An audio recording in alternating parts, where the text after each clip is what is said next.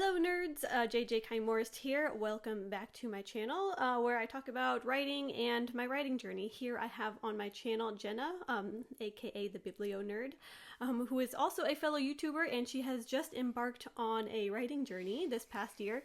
So we're here to talk a bit about the things that she's learned this past year, her first year writing. So yeah, let's dive right in. Before we get started, make sure you hit subscribe if you haven't already, if you want to follow along on my writing journey and just tidbits about writing.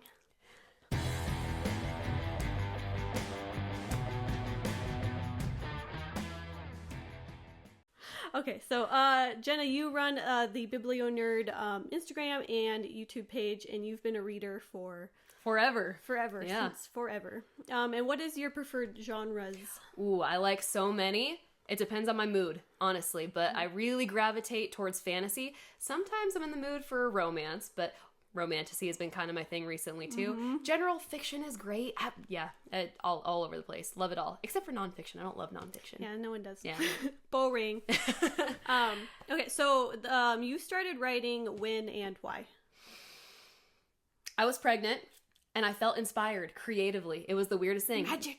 Never in my life have I said, oh, I would like to write a book. Never in my life have I ever had a story that I thought was worth telling. And then maybe it came from boredom.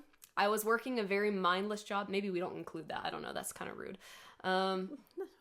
What is your past employer going to look at?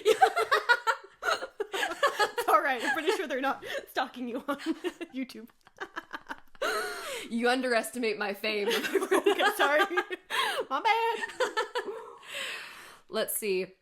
I think two reasons. I was pregnant and I was feeling creatively inspired.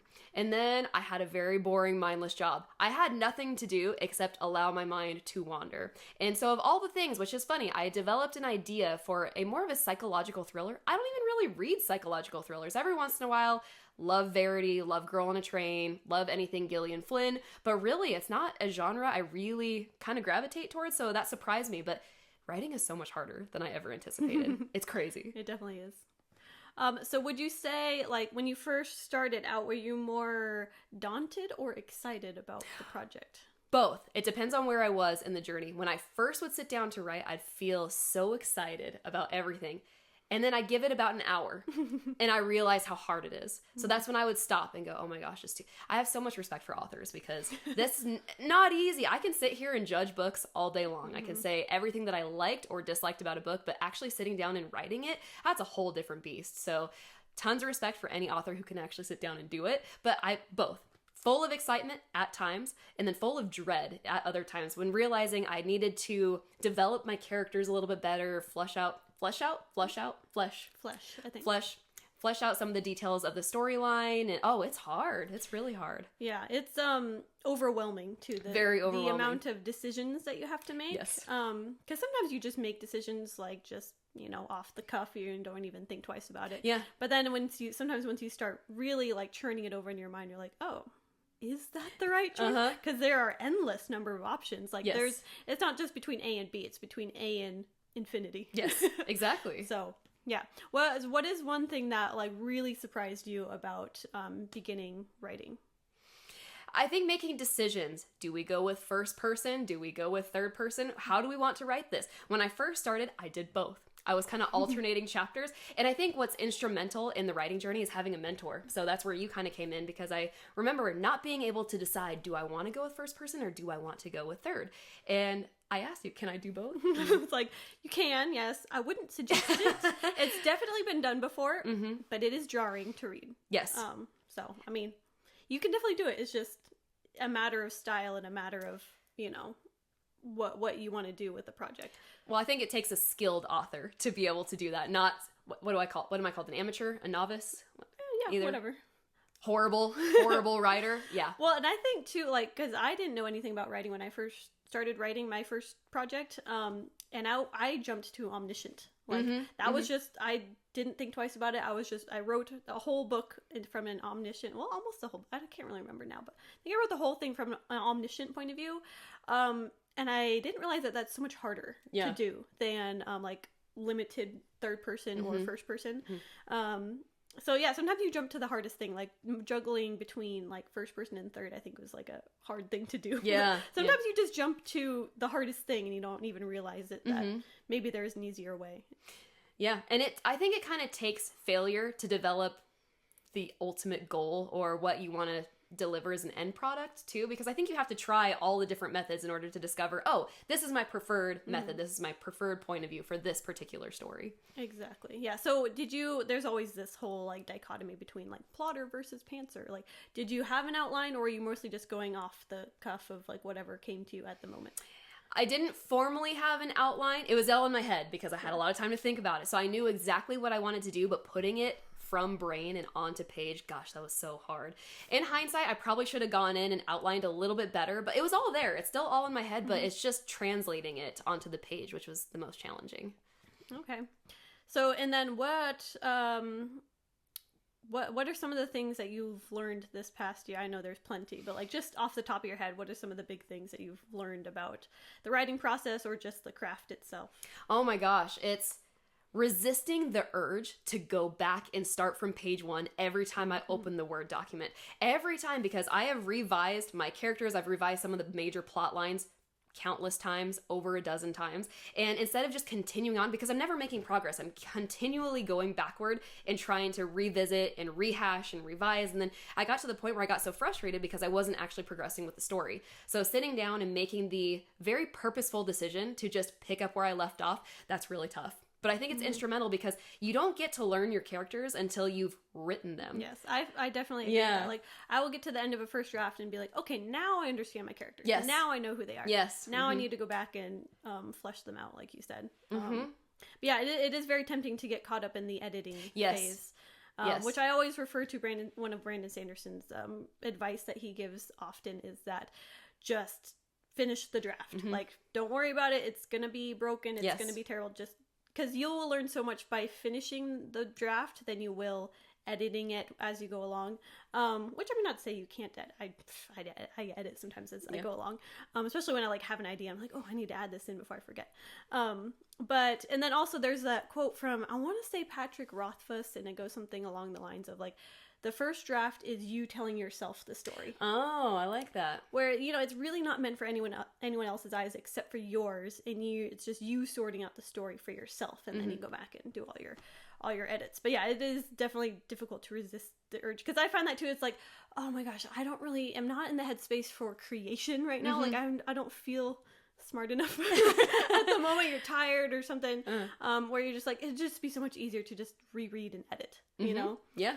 Which I used to do that too. Like, sometimes it can inspire you. You reread whatever you maybe wrote yesterday and you're like, oh yeah, okay, now I'm excited to continue with this. Or now I kind of got into the headspace of where we last left off. Another piece of advice that I've heard recently too, which I've kind of tried to start to implement, is that you don't stop at the end of a chapter break. Which it seems like a natural place to stop writing. Like, okay, I finished the chapter. All right, I'm going to take a break now. But what you want to do is you want to start the next chapter, because it's so much easier to pick up where you left off if you had already started the next scene. Versus, like, if you had ended the scene, now you got to start a whole new scene. Sometimes it's hard to pick up that stick and start running again. If you're starting kind of like from scratch or whatever. Yeah. No, I didn't think about that, but that's so true. I think we limit ourselves in saying, okay, we're at the end of a chapter. This is a natural stopping point. But then coming back to it feels so much more daunting. And if we're talking about advice, something that you taught me earlier on, which was, I think, just so important, is that character quirks or character traits, they can't be mindless or purposeless. It has to kind of play into either the character development, the character arc, or just the overall plot structure. If I'm saying that correctly. You said it better. How did you say it? I was thinking like character quirks are great, but like you don't want to put too much focus on them unless they're going to come into play in the climax as far as the character arc or the story arc. Like, you can have a character who has OCD all day long, but like if it doesn't matter at the climax, if his character quirks don't come into play, then it's not like you can't do that. Like, if you want to have this character be like super germaphobe OCD or whatever, like maybe that's just adding texture to the character. Okay, fine. Yeah. But like if his OCD didn't help him find the answers at the end, like it didn't help him do anything, then it's kind of pointless. Yes. But it isn't to say you can't have that. Like, you certainly can. Like, just off the top of my head, one of Brandon Sanderson characters in the Evil Librarians, his character is bad at metaphors. Like, that doesn't really help him in his journey. It doesn't help him with his character arc. It doesn't help with the story. It's just a fun texture element to add to his character. And I think it adds humor in there. Yes. So it's not to say you can't, but if you are trying to develop your character, thinking about character quirks, I would say try to put something that is going to affect the character in the story, as far either character arc wise or plot arc wise. So yeah. Yes, but actually it's the Reckoners and not Alcatraz. Oh, sorry. Oh no. I was thinking, are you sure? Yes, it's David from the Reckoners. Yeah. If you just want to say the first part, and then you can splice. That's okay. Splice. Yeah, whatever. Yeah. Well, terrible Brandon Sanderson fan. Only because that's one of my favorite series, and David from The Reckoners is like one of my favorite characters of all time, and he's horrible with metaphors, and he's trying to compliment Firestarter. What's her name? Firefight. What's her actual name though? I don't know. He's like trying to compliment her, and he calls her something stupid, and yeah. I mean, like, so it's been a long time since I've read this. Yeah, me too. Clearly, I didn't even get the right book for this character, but it may have come into play for. Yeah, probably. I just don't remember it being. There's always humor. There's always the Sander humor. Whereas, like, I guess if we're talking about like Fourth Wing, because since we just read that together, like Violet, I don't know if it's a quirk, but it's like part of her personality is like, one, she's really into books because she was studying for the scribe quadrant. Scribe. The scribe quadrant. That game.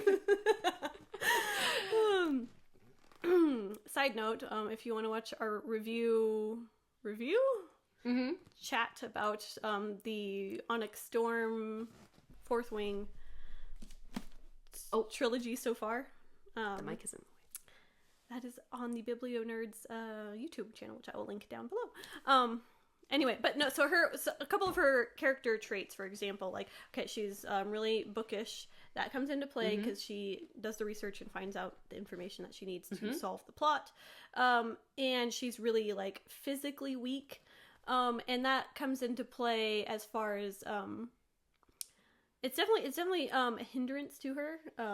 But I think it strengthens her as a character because she has to find another way. Yes. Which makes her more endearing to the reader. So, like, if you have quirks that don't necessarily play into the plot, I mean, it does to some extent because she has to, find other ways to get through the, trials of, being a dragon rider. But it does make the character more endearing, which also ties into that Saves the Cat plotting guide that I gave you. Yes. Whereas, like, the whole idea behind this, like, Saves the Cat is, like, you have your main character save a cat in the beginning. Something that makes them endearing to the reader. Something that makes you want to like them. So, I guess character quirk-wise, like, if you're doing something that makes the character more sympathetic or likable, then you're accomplishing something that is not necessarily a part of the plot or character arc, but it is accomplishing something. Which, if I can get your insight on something, because we're both huge fans of the John Dies at the End series by Jason Pargin. Now, David Wong, Dave, he's an asshole, but I still like him. I don't really understand why. So, that's part of the, like, you can have an unlikable character be likable to an extent. He's sympathetic is the thing. Like, he's not necessarily likable because he's kind of a jerk and he's a deadbeat and he's lazy and whatever, but he's endearing because he is first of all, he's funny. I think he's funny. He's hilarious. Yeah. 2, he's relatable. That's true. He's not very capable of a lot of things, but he is relatable. Like, everyone's felt like they were a piece of shit. Everyone's been like a lazy asshole who sits around eating stale pizza. Like, like, he's relatable, and he does care a lot about the people he loves. So, Amy. He will go, Amy, he'll do anything for Amy and John. Absolutely. So, there are things that and then there's a whole Sanderson lecture that he gives about characters as far as them being capable. I forget what it's capable and likable, and I forget what the third one is, but, like, you can fall on certain scales. Like, they can be a total asshole, but they can be incredibly capable, which makes you like them more. Yes. Or they can be terribly incapable, like Violet in the beginning of Fourth Wing, like not good at anything as far as like physical things that she needs to do to be a dragon rider, but she's also very smart and she's likable. You know, the first thing she does is she gives her boot, right, Rhiannon her boot to cross the parapet. Okay, instantly likable because she's nice. Okay, so she's nice and she's good at like this kind of thing, but she's terrible at the physical stuff. So she's still likable. Like, you can't have a character that's all the way down here. I mean, you can, but no one's gonna like them. Yeah. So, what was the question? David Wong. Why do I like him? He's kind of an asshole, but you're right. I mean, he does have people within his inner circle. He's very kind. He's very caring. Like you said, he'll do anything for them. But just overall, as a human being, he's not great. Yeah, he's kind of a piece of shit, and he's gets very caught up in his depression. And he's very not good at accomplishing what he wants to get done, as far as like being this like supernatural detective kind of to some extent. He's not very good at it, but he tries his darndest. Yep. So I think that's what makes him likable, is that he is not capable, but he tries hard. He loves the people he cares about, and he's funny. He's hilarious. Yes. If he wasn't funny, I don't think we'd like him nearly as much. I agree. Well, for example, like in Jason Pargin's other book, Zoe Ash book, which I only read half of, she wasn't that funny. Yeah. And she was not that capable, and I don't know, I didn't care for her character, I think, because she fell too low on those scales of things. I've heard similar reviews on that one. I haven't read that one yet. I plan to, just because I'm such a huge fan of Jason Pargin's writing. But yeah, I mean, I think that it's going to be tough for him to create a series that lives up to the John dies at the end series, because it's just phenomenal. So and you know, not every author is going to win every single book, and you know, I think that's an unreasonable expectation that readers have, is, oh, well, I love this author because I love this series, so now I expect every single book that they pump out is going to be 5 stars, and I'm going to love it. Yeah, well, and I'm sure there's tons of people who like that series, because he keeps writing them. So obviously they sell well. So obviously there is a fan base who really likes them. Yeah. But yeah, it's just not for me. Yeah. So what? Anything else come to mind as far as like the things that you've learned so far in the past year of writing?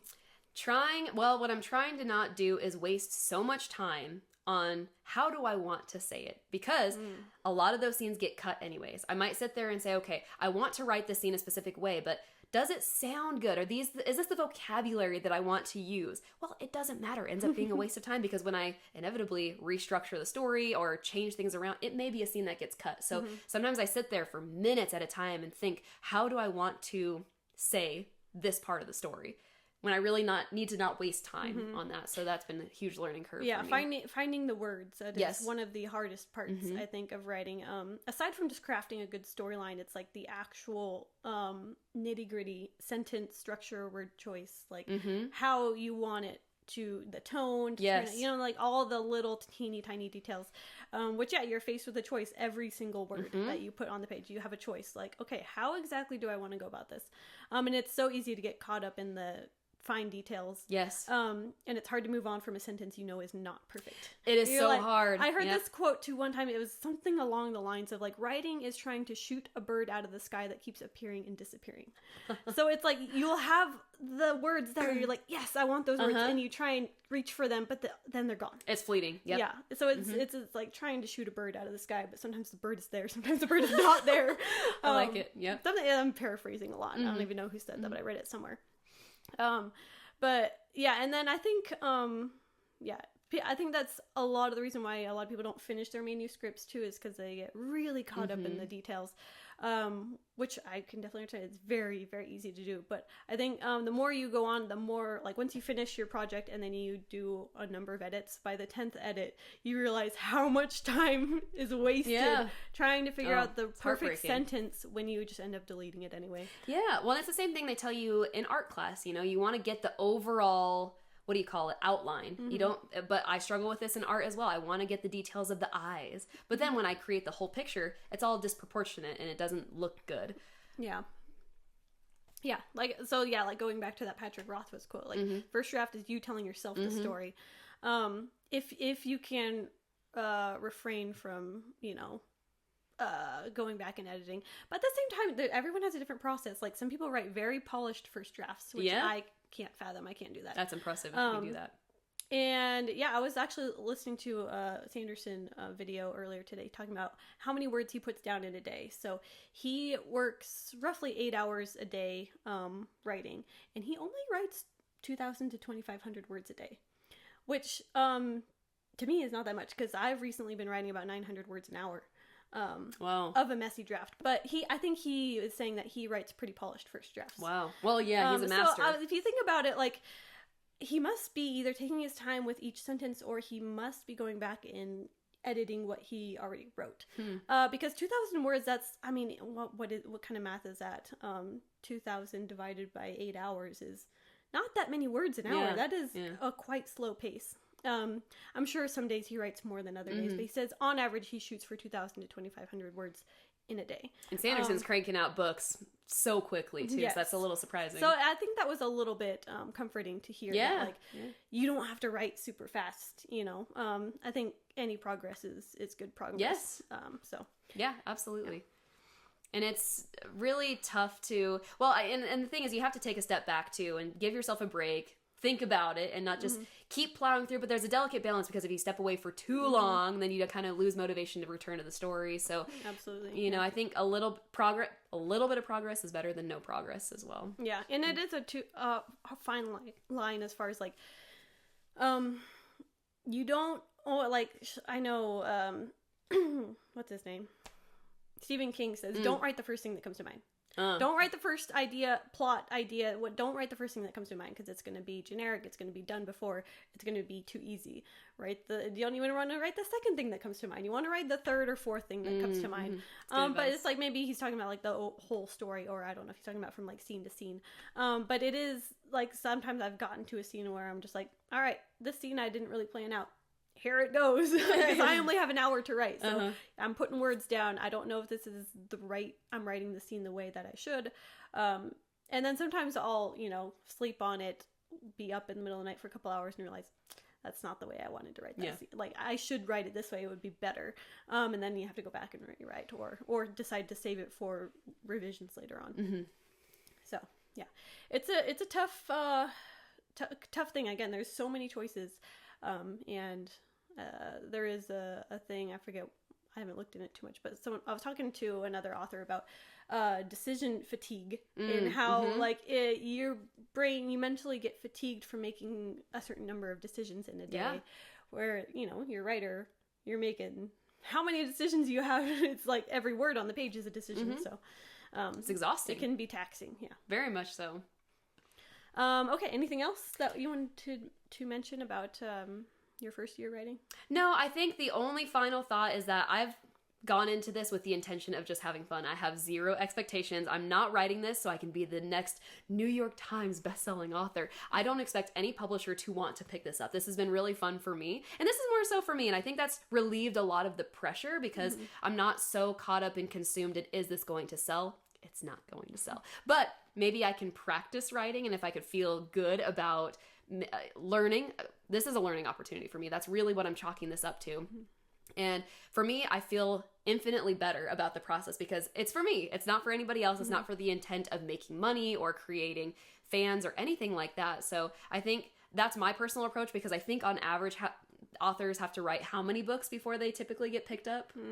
Yeah, like varies. 10 or so. Yeah, so going with that in mind has really helped me out, and it keeps me motivated, because I think motivation for myself is so much more powerful than motivation for really anything else. Yeah, and I think that's the perfect mindset to have, especially when you first begin writing. And it's because it's I think the way that writing is portrayed in, like, you know, movies and, you know, whatever, is like, this author has this brilliant idea and they write a first draft and they send it off to the publisher and it becomes a New York Times. It's like, that's it, you know, where it's like, no.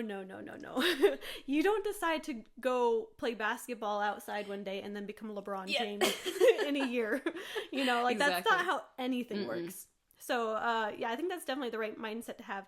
And I think more people should try and focus more on, like, just quieting the inner writer voice in themselves before really worrying too much about, you know, selling things. Of course there's a time and place for that, but Yeah, and I think that's good. Like, I started writing too, not really with any hopes or ideas of what I wanted to do with it, just because it was fun for me, and I wouldn't, it just kept festering in my mind, and I had to get it out on paper. So, yeah, I think that's definitely the right mindset to have, at least for your first project. Like, there are so many writers that I've talked to who have been working on this same project for years and years, and they think this is their magnum opus. They think this is their masterpiece, and it might well be their masterpiece. There are exceptions. Again, Patrick Rothfuss's first novel was Name of the Wind. Name of the Wind. I think that was his first. Was novel. it really? I actually didn't know so. that. Yeah, that was his masterpiece, his baby. I don't know how many years he put into it, but I think he put a very long time into it. If only he could finish his series, huh? Yeah. But yeah, so I mean, there are exceptions, but in general, I think your first writing project is practice. It may end up in a scrap pile. It may end up self-published. It may end up published in a magazine. You never know. It may, just be something you throw on your website just for funsies. But yeah, I think, that's the right mindset to have. Anyway, so did you want to talk about your project at all, or no? I can, yeah. I mean, you don't have to. Yeah. I don't know. What do you think? In case people are curious. I don't know. Yeah, okay. So, as I mentioned before, I'm not really a psychological thriller reader. I do enjoy them on occasion. I'm talking maybe one psychological thriller a year out of the 25 to 30 books I read a year. But I developed this idea about a main character who works as a waitress at a restaurant. And one day she's busting a table and she comes across a letter. And just out of sheer curiosity, she decides to open it. And it is a letter from a man to a woman detailing his plan to kill his wife so that way they can be together formally. And the story just kind of unravels from there. So that is the most basic, I think, simplest way I can describe the story. That's a good little pitch there. I always get way too caught up in my story pitches, and I just go on and on and on. That was very concise. Okay, well, good. Well, short and sweet. That is one of the hardest things to do as an author, is like writing the blurb or the pitch or whatever for your like synopsis for your story. I swear to God, like, you can write 100,000 word book that's easier than writing that one paragraph. Oh yeah, because or those two sentences, explain, like, but summarize your book in 2 sentences. Like, the fuck.